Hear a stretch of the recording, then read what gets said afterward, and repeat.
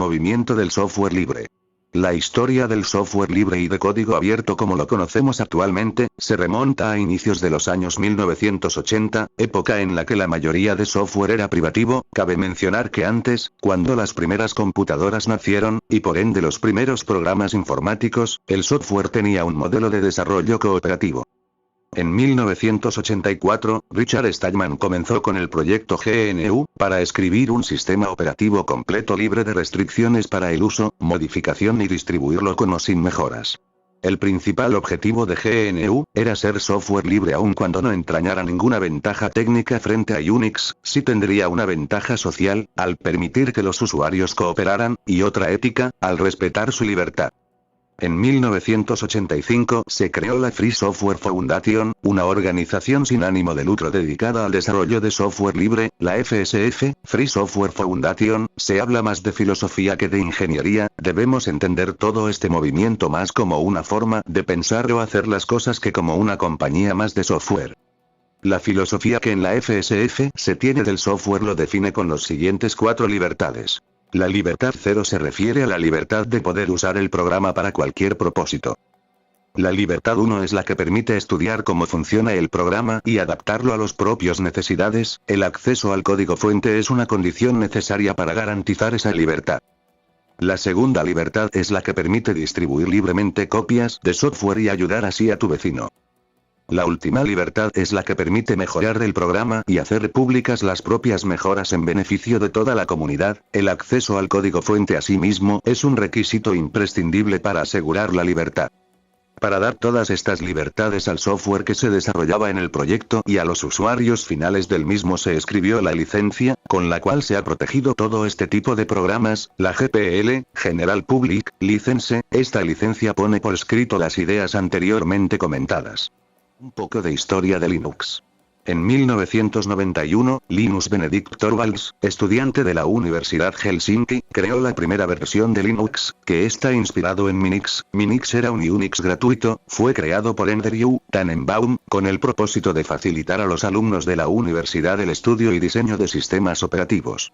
Linux nació de la idea de crear un sistema clon de Unix basado en GNU, General Public License, y el código fuente disponible gratuitamente. Hasta este punto la falta de núcleo del proyecto GNU significaba la no existencia de un sistema operativo libre completo. El desarrollo del núcleo de Linus Torvalds llenó ese último hueco. La combinación del casi terminado sistema operativo de GNU y el núcleo Linux resultó en el primer sistema operativo completo de software libre. Una distribución de Linux es el núcleo, kernel en inglés. ¿Qué es un sistema operativo?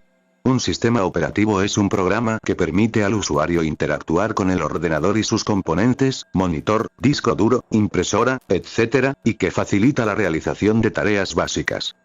¿Qué es un kernel? El kernel es el núcleo de un sistema operativo, así como la CPU es el núcleo de un sistema de computadora.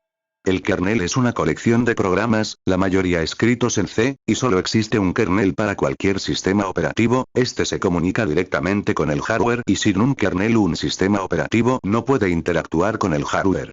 Ventajas de usar Linux.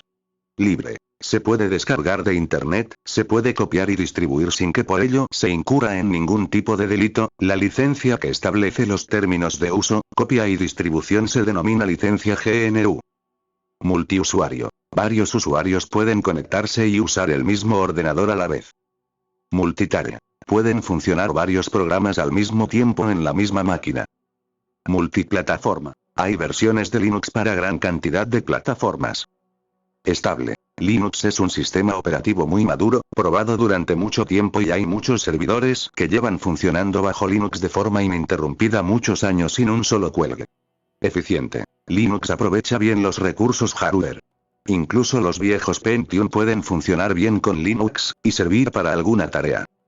Hay miles de programas libres. Hay una gran cantidad de programas, desde procesadores de texto hasta programas de dibujo, pasando por todo tipo de servidores, totalmente libres y gratuitos que se pueden descargar e instalar desde el propio entorno de Linux. Actualmente, existen muchas distribuciones diferentes basadas en GNU Linux, las hay para toda clase de ordenadores y dispositivos electrónicos. Aunque existen decenas de distribuciones, hay algunas más populares que se han extendido mucho. La filosofía de software libre hace que muchas empresas que han creado sus propias distribuciones de GNU Linux no restrinjan el acceso a su código. Muchas distribuciones de GNU Linux se denominan solamente Linux. Es importante que diferenciemos que realmente Linux es el núcleo del sistema operativo y que el proyecto GNU es el que realmente ha aportado mucha de la estructura para el funcionamiento del mismo. A continuación haremos un listado de algunas de las distribuciones de GNU Linux más populares. Debian Ubuntu, Linux Mint, Kali Linux, Red Hat, Fedora, Arch Linux, OpenSUSE, Gentoo.